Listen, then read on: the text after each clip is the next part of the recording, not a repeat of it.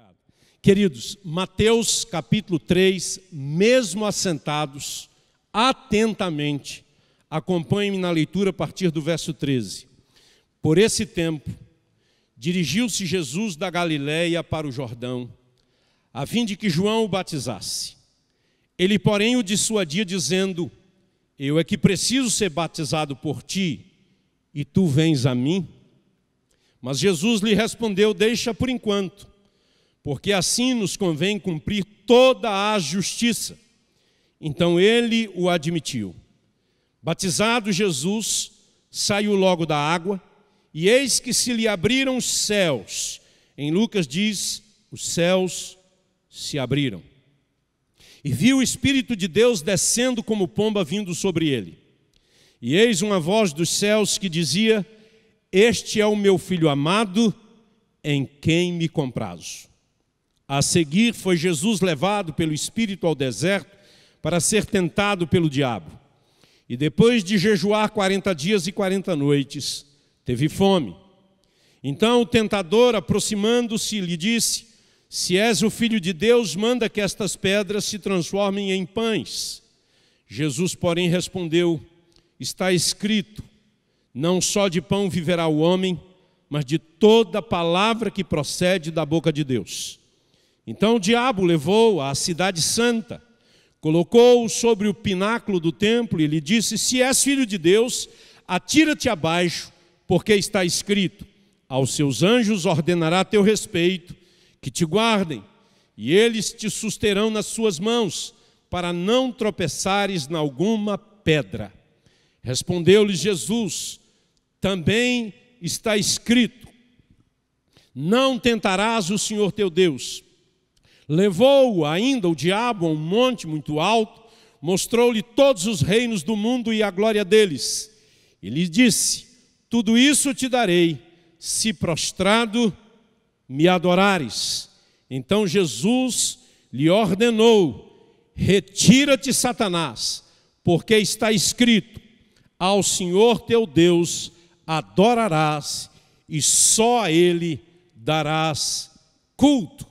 Com isto, o deixou o diabo, e eis que vieram anjos e o serviram. Vamos curvar as nossas cabeças em oração, em nome do Senhor Jesus Cristo. Pai santo e bom, nesse instante, quando lemos a Tua palavra, nós admitimos e reconhecemos as nossas limitações, a nossa incapacidade de compreender as Escrituras de maneira intelectual. Então nós te pedimos que Tu nos dês discernimento espiritual e que o Senhor nos ajude a compreender o que Tu tens a nos dizer nessa noite, para o louvor da Tua glória e para a nossa edificação, em nome de Jesus. Amém.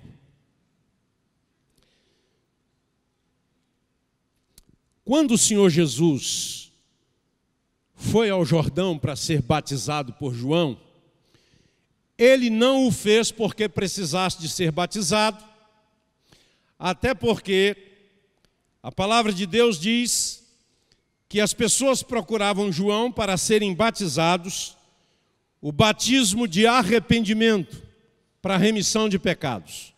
Jesus não precisava de se arrepender de pecado algum, porque ele não os tinha. Ele procurou João para ser batizado pela única razão de que, ao se sujeitar ao batismo, ele está credenciando o ministério de João e está começando o seu ministério, que é de assumir o nosso lugar de pecadores, a fim de que nós pudéssemos assumir o seu lugar como filho de Deus. E essa é a razão porque a Bíblia diz que Jesus não somente é o unigênito, mas ele passa a ser chamado primogênito dentre muitos irmãos. Por quê? O unigênito é filho único, mas por causa da sua encarnação e o fato dele se tornar agora humano e assumir o nosso lugar, e nos adotar como seus filhos, nós nos tornamos também filhos de Deus. Só que nós somos filhos adotados. Ele é gerado no ventre de Maria, porque ele existe antes de ser gerado. A Bíblia diz em Hebreus capítulo 1, que ao introduzir o primogênito no mundo, ou seja, ele entra no mundo via útero, porque é o único meio de ser humano é nascer do ventre de uma mulher. Então, o Espírito gera em Maria aquele que já existe antes que exista qualquer coisa. Ele é autoexistente. Então, ele é introduzido aqui e se torna o primogênito dentre muitos irmãos. Então, ele se sujeita ao batismo e João Batista, ao batizá-lo, ele diz: eu é que preciso ser batizado por ti, tu vens a mim. E Jesus diz para ele: deixa por enquanto, porque assim nos convém cumprir o que está escrito, João. Eu me submeto, João, porque há um propósito nisso, João. Eu admito, João, que eu deveria te batizar, mas eu me submeto a você, João, me batize, por favor. Queridos, quando João viu Jesus a primeira vez, ele diz: eis o Cordeiro de Deus que tira o pecado do mundo. João sabe quem é Jesus, sabe que ele é o Filho de Deus. Quando João é batizado, diz que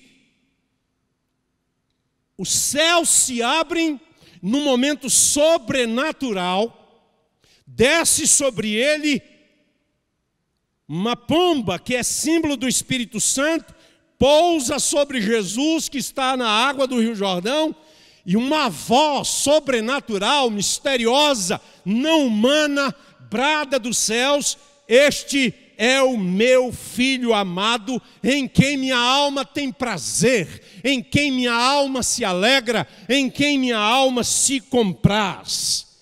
Queridos, esses testemunhos de João, do Espírito e da voz que vem dos céus, afirma quem Jesus é: o Filho de Deus.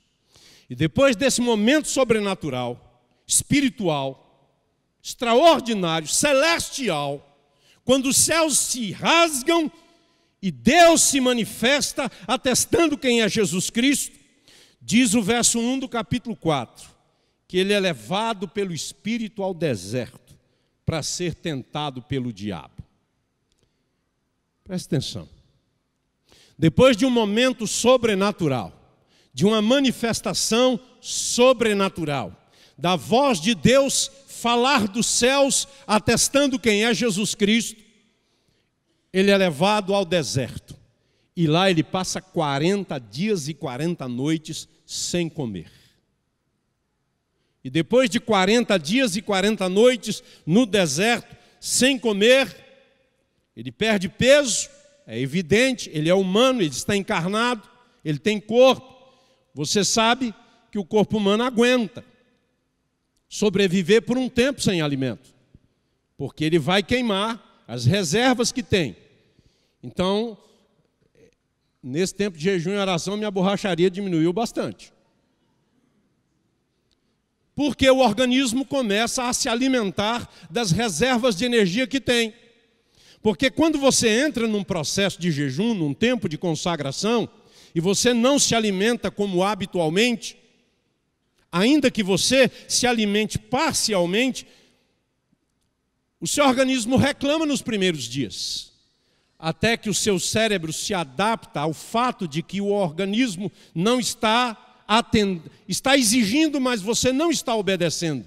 Ele gera um desconforto porque você não se alimentou, traz uma dor de cabeça, traz uma tontura, mas você permanece firme. Daí a pouco seu cérebro para de pedir comida. E ele começa a buscar onde tem, na borracharia. E ele começa a queimar. E você vai sobreexistindo. A circulação sanguínea diminui no aparelho digestivo porque não tem nada funcionando por lá. E quando você começa a ler Bíblia e a orar e a pensar, a irrigação no seu cérebro é muito maior do que quando você está com a feijoada no bucho. Porque quando você está com a feijoada no bucho, o que é que você deseja? Você começa a ter visão de rede, não é? Você começa a ter assim uma visão de uma cama. Nada espiritual, não é? Quando você está em consagração, num jejum e oração, você se torna mais suscetível à voz dos céus. Você se torna mais atento à palavra de Deus. É um tempo de busca particular do Senhor. E Ele vai falar com você nesse tempo com mais profundidade do que quando você está com o estômago cheio e gastando energias para fazer funcionar o sistema digestivo que rouba tanta energia de você. O Senhor Jesus está aqui em plena comunhão com Deus. 40 dias de jejum. E o diabo percebe uma fraqueza física, lógico. 40 dias sem comer, perde muito peso. E o diabo, percebendo a fragilidade física em que Jesus se encontra, ele se aproxima, aproveita a oportunidade e diz: se tu és o que a voz disse do céu, se tu és o que João Batista afirmou, se de fato tu és o Filho de Deus, transforma essas pedras em pães. Ele está no deserto. E o Senhor Jesus responde: está escrito, não só de pão viverá o homem, mas de toda a palavra que procede da boca de Deus. O diabo sempre vai se aproveitar de momentos de necessidades, sejam elas emocionais, sejam elas físicas, sejam elas espirituais, sejam elas sentimentais. Ele vai aproveitar para tentar te ludibriar e te enganar e gerar em você dúvidas a respeito da sua identidade, de quem você é. O Senhor Jesus, então, deixa claro para o diabo que a Bíblia Sagrada ensina que o homem não vive só de pão, também, mas não só de pão. Qual é a tentação do diabo aqui? São 3 tentações que eu quero lhes falar hoje. A primeira tentação é a tentação de colocar o físico antes do espiritual.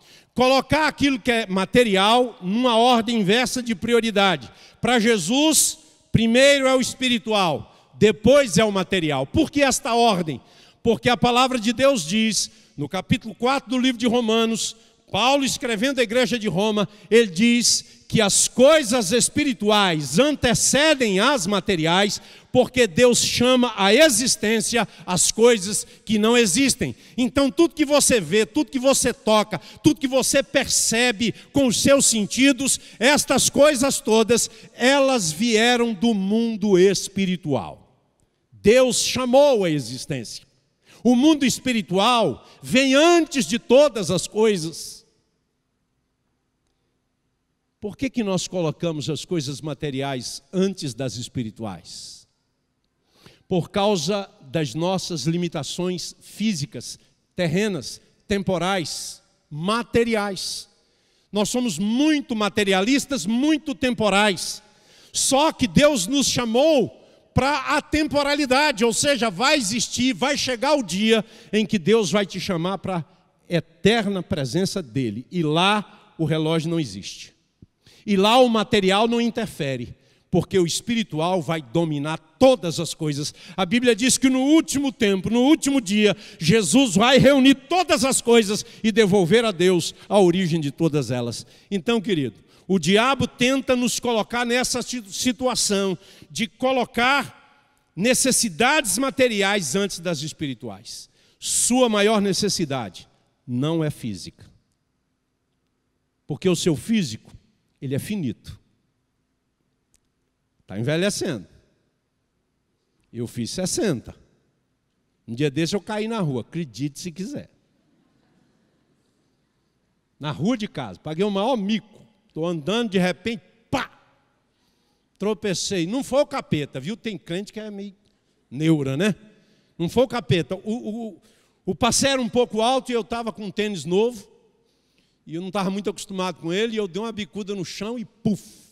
O povo correu para ajudar. Eu levantei meio sem graça, dizendo assim: está tudo beleza, pessoal. Muito obrigado pela assistência e pela solidariedade. Mas a idade vai fazendo essas coisas, o equilíbrio vai diminuindo. De vez em quando eu sinto que... Mas deixe-me te dizer, essa limitação, ela é apenas física. Porque eu não sou um ser físico.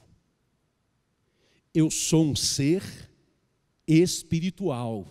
Em mim habita a semelhança daquele que é eterno.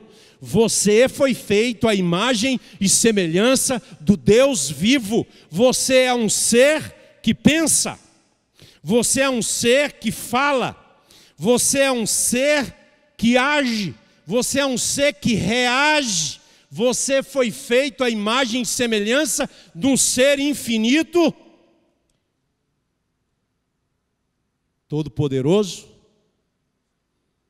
e que tem um projeto invencível na sua vida.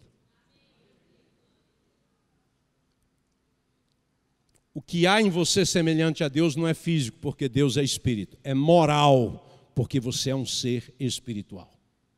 O mundo está como está, nessa confusão, nessa podridão, nessa promiscuidade, nessa violência toda, é por falta de Deus. Não é por falta de religião, não, porque religião não ajuda nada. Religião pode escravizar. Religião pode monopolizar. Religião pode embrutecer. Religião pode bestializar. Mas um relacionamento genuíno com Jesus Cristo transforma o caráter, transforma a pessoa numa nova criatura. A Bíblia diz que Jesus é o único mediador entre Deus e os homens. Só tem Ele. Nem tudo que é feito em nome de Deus tem a ver com Deus, meu amigo. Razão porque Jesus diz que no último dia muitos dirão, em teu nome, e Ele diz, eu não te conheço. O Senhor Jesus conhece a Deus. O diabo está tentando ludibriá-lo, tentando colocar o que é secundário no lugar do que é primário na vida cristã. Querido, obediência é o que Jesus faz aqui. Ele cita a Escritura, ele diz, está escrito, Satanás. Em outras palavras, quando você for tentado por dúvidas, por questionamentos, por arguições de amigos, pelas próprias circunstâncias que você está vivendo, lembre-se do que a Bíblia diz a respeito do assunto. Porque a Bíblia te trará segurança.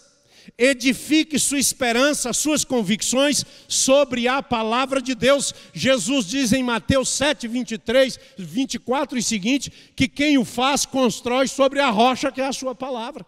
Pode soprar o vento que for, pode cair a tempestade que for, sua casa vai ficar de pé, porque sua casa é a sua vida, está edificada sobre a palavra de Deus. A segunda tentação, o diabo, ele é esperto. Ele é um ser inteligente, ele é mais inteligente do que você e do que eu. Ele é um ser poderoso, astuto, arguto, analítico, ele te analisa, mentiroso, sagaz, perverso. A Bíblia diz que ele veio para fazer 3 coisas: matar, roubar e destruir. Ele não sabe fazer outra coisa. Ele pode mudar a tática, mas ele nunca muda o propósito e a intenção dele. É sempre matar, roubar ou destruir. E ele então, no seu espírito arguto, ele então questiona Jesus usando a Escritura.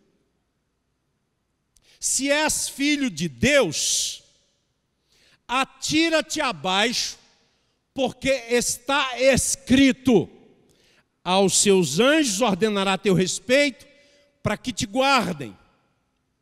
E aí ele pula uma parte do versículo, que está no Salmo 91, e segue: eles te susterão nas suas mãos, para não tropeçares em alguma pedra. Qual é a resposta de Jesus? Muito bem, você sabe Bíblia, mas também está escrito. O que é que significa isso? Que você tem que ler tudo, não só o que lhe interessa. Qual é a tentação do diabo com Jesus? Fazê-lo usar a Bíblia com interesses que sejam particulares. E a Bíblia a gente não usa por interesses particulares. A Bíblia a gente usa para atender os interesses de Deus. O diabo diz, está escrito, Senhor Jesus, aí, ó. Está escrito. Se tu és filho de Deus, atira-te, porque ele vai dar ordem aos anjos para que te guardem. E ele não completa, porque o versículo continua. Em todos os teus caminhos. Sabe quando o diabo vai querer que Deus te guarde em todos os teus caminhos? Jamais. Tudo bem se Deus te guardar em alguns, mas não em todos. Você pode manter sua vida comunitária, você pode frequentar os cultos, você pode participar de reunião de oração,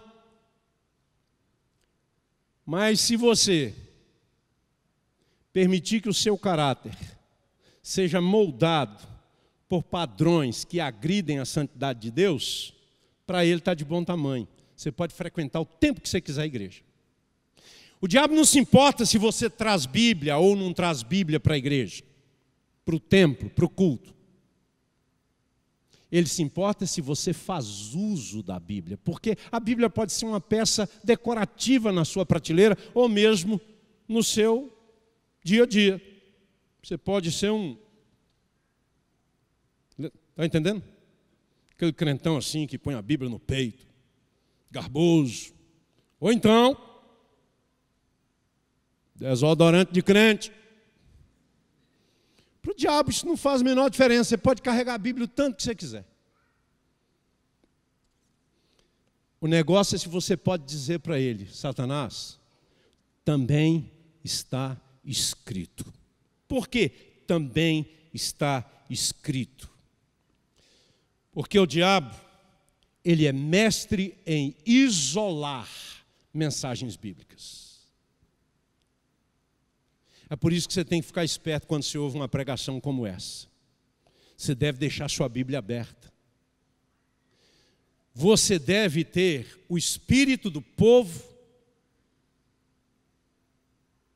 que, ouvindo Paulo diz, eles são mais nobres do que os de Tessalônica. Por quê? Porque Paulo disse que à medida que ele ensinava, eles conferiam o que Paulo estava dizendo. Não, eu não preciso nem conferir, eu confio no meu pastor. Se eu fosse você, eu não confiaria. Porque pastor é gente. Porque pastor pode falhar, mas a palavra de Deus jamais vai falhar. Você não pode achar que a sua vida tem que ser guiada, orientada, e que tudo que você faz, ou que você diz, ou que você gosta, ou que você tem que ser monitorada pelo seu pastor. Não faça isso. Que a sua vida seja monitorada, orientada, guiada pela palavra de Deus. Porque a palavra de Deus, ela é inerrante. A palavra de Deus é eterna. A palavra de Deus não muda. A palavra de Deus é aquilo que Deus é. Então, atente para a palavra de Deus, porque o que o diabo deseja é que você atente para partes da palavra de Deus. Mas Jesus desarma o diabo dizendo, é verdade que está escrito isso, mas também está escrito, não tentarás o Senhor teu Deus. Você sabe que na história da igreja, muita gente tentou a Deus. Nossa igreja nasceu num período de avivamento e de despertamento espiritual no início do século passado, no fim do século XIX, início do século XX, nos Estados Unidos. Pastor Guiar já lamentou isso, já disse isso de púlpito, que no começo o nome da igreja nazarena era Igreja Pentecostal do Nazareno, e o nome pentecostal foi tirado, porque os líderes não queriam ser confundidos com os excessos que estavam acontecendo no início do século passado. Muita gente ia para os montes, levando cobras, e colocava o braço para a cobra picar, porque estava escrito que serão picados por serpente e nada lhes acontecerá. E morreu muito crente. Por tentar a Deus. Isso é tentar a Deus. O equivalente seria, não, está escrito que ele vai dar ordem aos anjos, hoje eu vou experimentar, eu vou pular do 15º andar e vou voar. Você vai voar para o céu, nas asas dos anjos que vão te levar. Você vai morrer, irmão.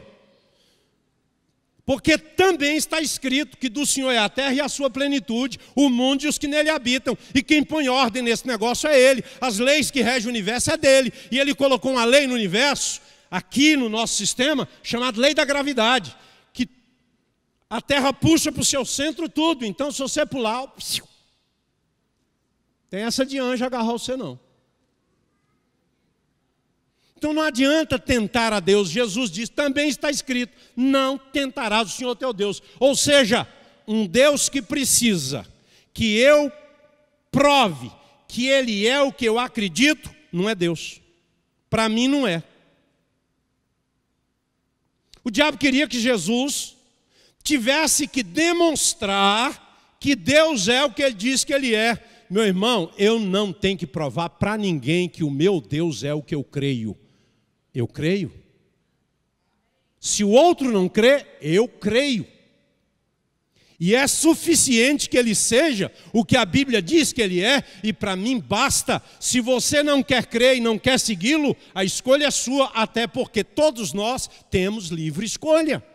Não só a livre escolha, mas nós temos também que carregar as responsabilidades e as consequências das nossas livres escolhas, que podem ser recebê-lo e receber a salvação, ou rejeitá-lo e receber a condenação. Então, meus queridos, o diabo ama essa ideia de isolar um texto do seu contexto, porque nós temos um pretexto. Não. Eu conheci um velho pastor que já partiu para o Senhor. Ele era o pastor titular da 8ª Igreja Presbiteriana. Jeremias o sucedeu. Era um velhinho, baixinho, pernas arcadas, careca. E ele dizia, está escrito, obedece. Não está, não inventa. Está cheio de pregador inventando o que a Bíblia não ensina. Hoje mesmo eu recebi um conteúdo de uma das nossas classes bíblicas que vamos começar agora em fevereiro. E o último tomo é prosperidade. Eu li e eu falei, meu irmão, por favor, melhore a frase. Esse termo sozinho hoje diz muita coisa que a Bíblia não diz. Coloque aí prosperidade à maneira de Deus. Coloque aí prosperidade à luz da Bíblia. Porque tem muita prosperidade pregada hoje na igreja que não é bíblica. Ela é fruto da ganância. Ela é fruto da esperteza. Porque em nenhum lugar da Bíblia Deus promete prosperidade a todo mundo. E como alguns não vão receber prosperidade de Deus, então vai ter que ser mandrake, vai ter que ser malandro para ter prosperidade. E deixe-me te dizer, se você não pode viver com o pouco que você tem, e se você não pode amar a Deus com o pouco que você tem, você não vai amar a Deus se Deus te der muito, você vai se perder. Porque se você não ama a Deus tendo pouco, você jamais vai amá-lo tendo muito. O Senhor Jesus no último dia vai dizer assim, vinde benditos do meu Pai, fostes fiel no pouco, sobre o muito te colocarei. Existe uma prosperidade que é de alma, que é espiritual. Essa é mais importante que a material.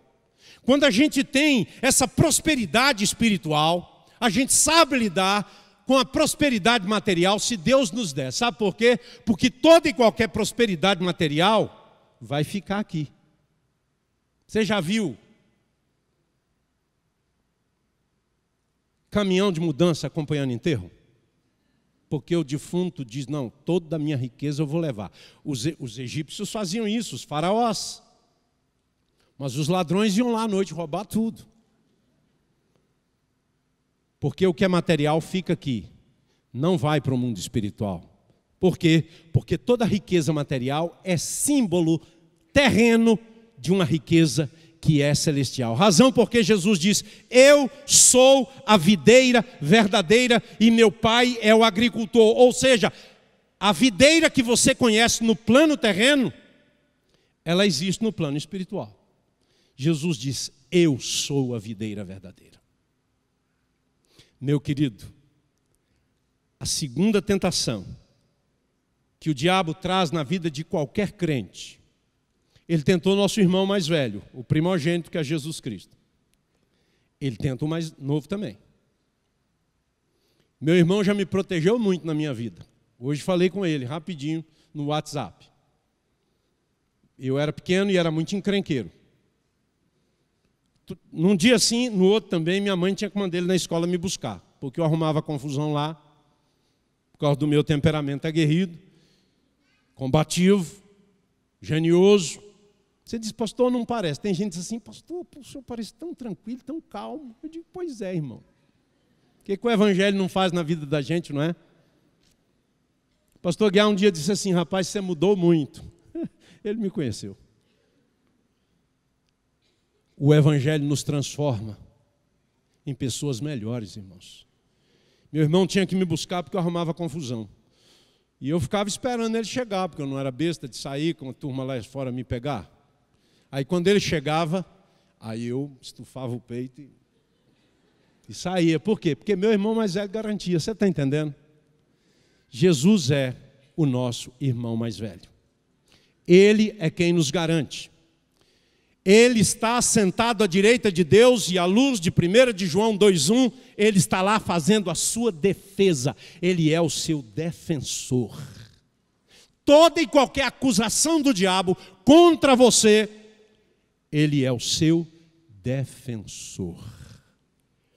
A terceira tentação, o diabo então leva Jesus até um alto monte, e diz o texto que ele mostra a Jesus todos os reinos do mundo e a glória deles, toda a riqueza, todo o ouro, todos os rubis, todos os diamantes, todas as pedras preciosas, todos os mananciais de água, todas as florestas, todos os reinos e impérios. E ele diz: toda a glória deste universo, desse mundo, eu te darei se tu prostrado me adorares. E a resposta de Jesus: retira-te, Satanás. Passa de retro, Satanás. Porque está escrito: ao Senhor teu Deus adorarás, e só a Ele darás culto. Tem gente que vende a mãe por causa de dinheiro. Tem gente que vende a alma para o diabo em troca de riqueza e de sucesso. Faz pacto com o diabo. Porque o diabo, ele tem riqueza? Tem. A Bíblia diz que ele é o príncipe deste mundo. As riquezas deste mundo estão contaminadas. Há muito sangue na riqueza de muita gente. Há muita corrupção na prosperidade de muita gente, inclusive religiosos. Há muita mentira na aparente prosperidade de muitos irmãos. O diabo tem muito a oferecer. E sabe qual é a tentação aqui? É oferecer um atalho para aquilo que te pertence. Porque o Salmo 2, verso 8 diz: e eu te darei as nações por herança. Isso é uma promessa de Deus a Jesus num salmo messiânico. Eu te darei. E o diabo diz: ele não, deixa que eu te dou. Eu dou mais rápido. Eu dou imediatamente. Prostre e me adora e eu vou te dar todos os reinos deste mundo. Jesus responde: Satanás, a razão de ser de eu estar aqui não é a glória que esse mundo pode me oferecer. A razão de eu estar aqui é apontar o caminho para aqueles que Deus me deu. E tudo que você está me oferecendo é meu. E no tempo certo, Deus vai entregar tudo nas minhas mãos. Jesus vai voltar, querido. Então todos os reinos do mundo serão entregues a Ele. E Ele vai reunir todos os reinos deste mundo e vai devolver para o Pai, que é o dono de todas as coisas. Então, cuidado com atalhos que o diabo oferece. Atalho para o sucesso pode custar muito caro. Não tem gente que compra diploma? Não tem gente que compra vaga na universidade? Não tem gente que se finge de médico e desgraça a vida de um monte de gente? Tem gente que se finge de crente, tem gente que se finge de pastor, tem gente que se finge de profeta, porque quer destaque, quer a glória, quer o aplauso. Mas deixe-me te dizer uma coisa, não busque isso. Porque a Bíblia diz que Deus resiste ao soberbo, mas aos humildes Ele oferece a sua glória. Não busque aquilo que Deus ainda não te deu, mesmo que o diabo te ofereça. E Ele oferece, queridos. Ele oferece a mim, Ele oferece ao André, Ele oferece ao Marcos, ao Wagner, nós pastores.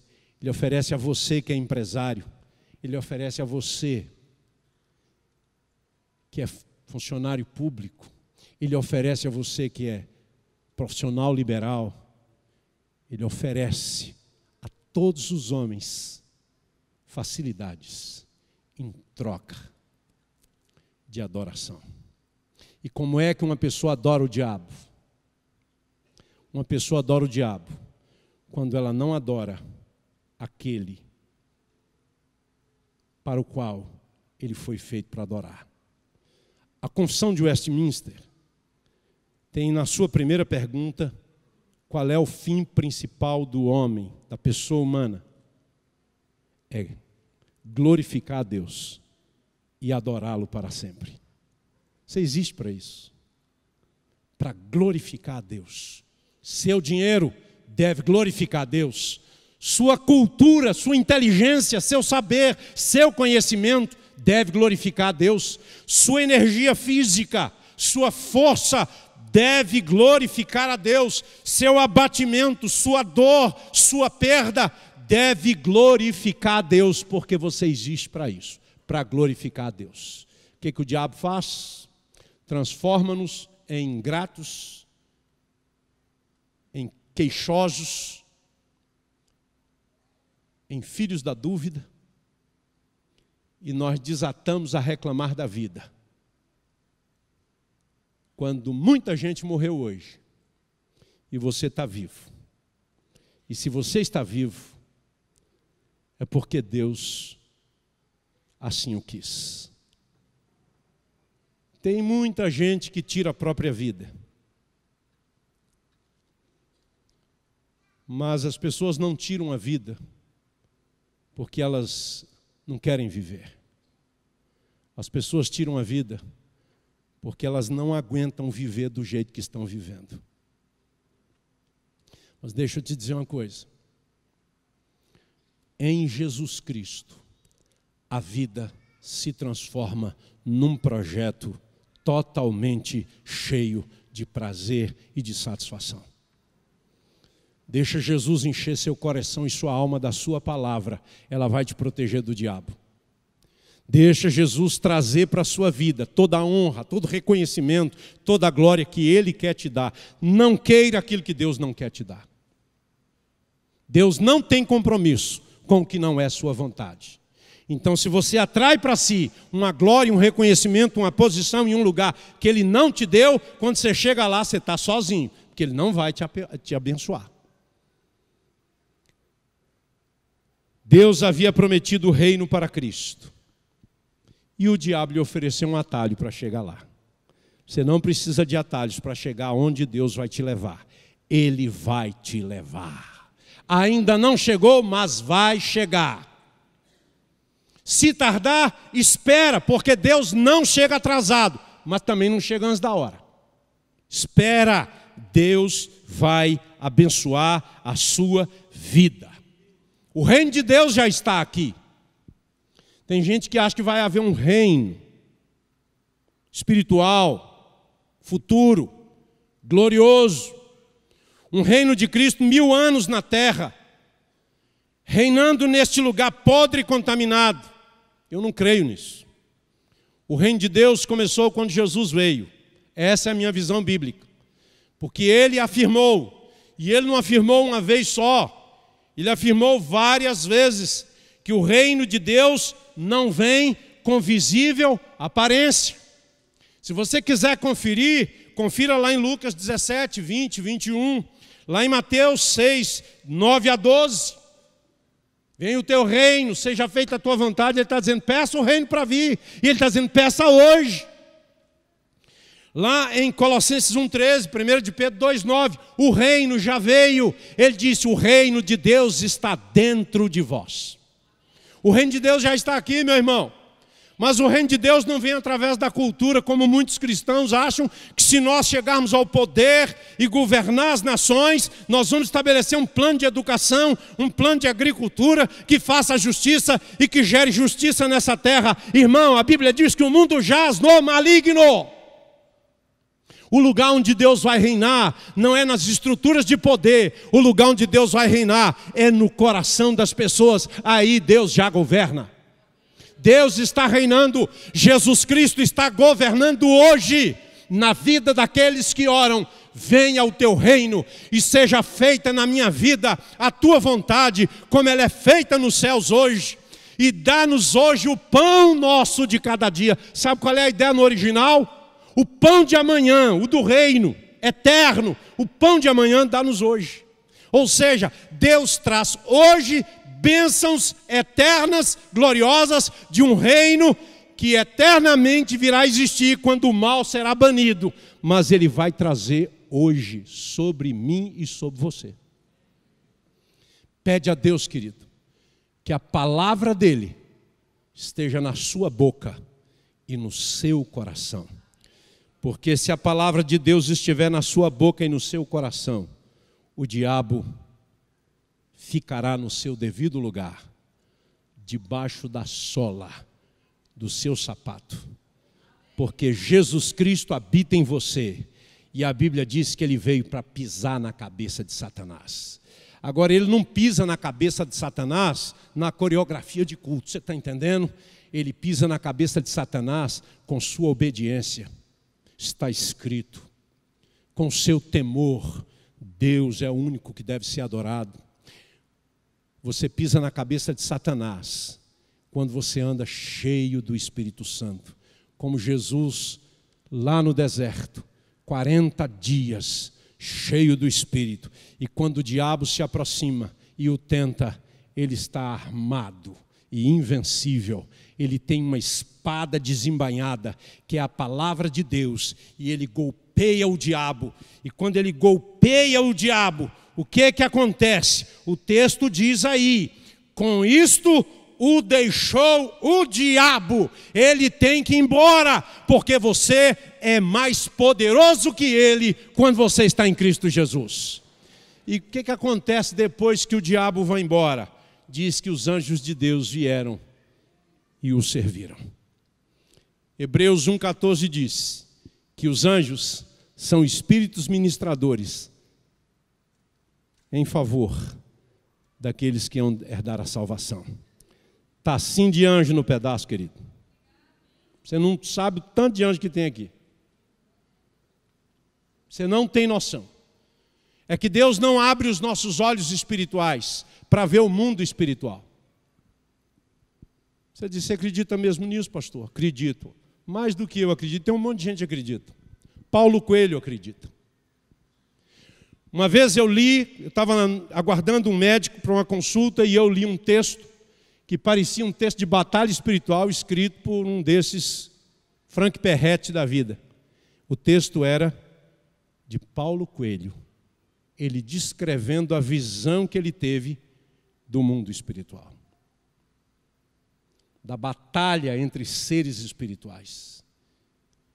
E eu falei assim, esse cara parece que leu Frank Perrette, autor deste mundo tenebroso. É ficção. A Bíblia diz que o anjo do Senhor se acampa em derredor dos que o temem e os livra. E que os anjos são espíritos que estão ministrando em seu favor. Eu sei que eu sou cercado pela presença dos anjos do Senhor. E você que é crente, também é. Você não está mal acompanhado, não. E o diabo vê, ele sabe quem é que anda com você.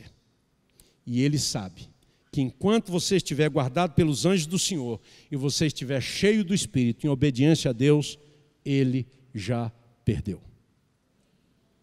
Então, depois de uma tentação, você pode dizer assim para ele: perdeu! Porque maior é aquele que habita em nós do que aquele que habita no mundo. Amém, amado? Eu queria orar com você que entrou aqui hoje, mas que entrou sem essa convicção de que a palavra de Deus é que vai te guardar do maligno, de que a obediência a essa palavra é que vai te credenciar a dizer: também está escrito.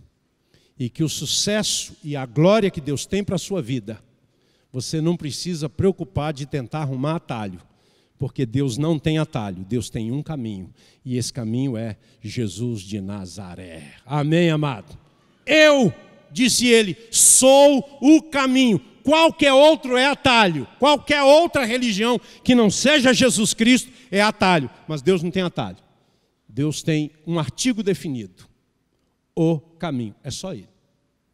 Se você ainda não entregou sua vida a Jesus, o que é entregar a vida a Jesus?